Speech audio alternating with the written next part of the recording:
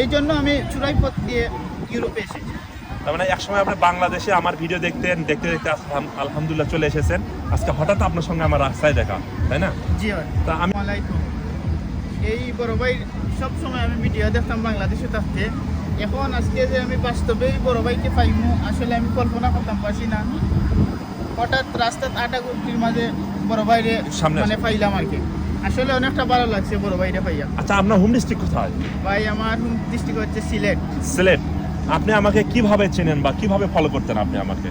ভাই আপনারে ফলো করতাম বলতে বাংলাদেশে থাকতে প্রায় সময় মানে আমি টিকটকের মধ্যে দেখতাম বা ইউটিউবের মধ্যেও দেখতাম, ইতালিতেও এসে অনেকবার আমি আপনার ভিডিও দেখেছি। আচ্ছা, আজকে আপনার সঙ্গে আমার রাস্তায় দেখ কেমন লাগতেছে বলেন? অনেক ভালো লাগছে। আপনি কিভাবে ইতালিতে এসেছিলেন?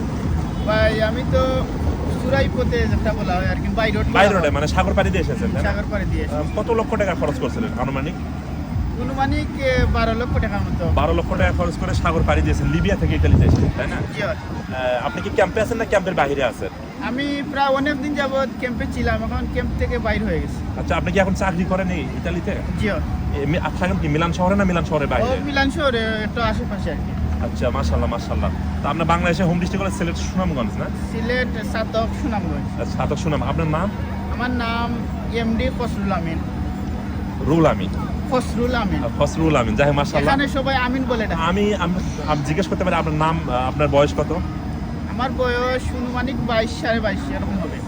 তা আপনি এই বয়সে বাংলাদেশে লেখাপড়া করবেন, আপনাকে কেন বিদেশে রিস্ক নিতেই হবে বা নিলেন কেন, আপনি একটু বলবেন?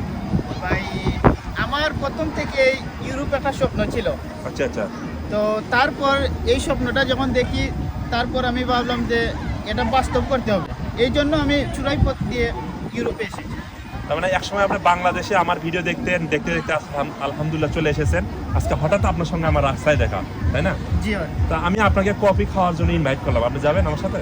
ভাই সময় আসলে আছে আপনার? কইসইন, আসলে আন্তরিকভাবে আপনার অনেকটা ধন্যবাদ। এই সময়টা আসলে এখন না, আমার বন্ধু বান্ধবরা তারা ওয়েট করতেছে এই জায়গায়।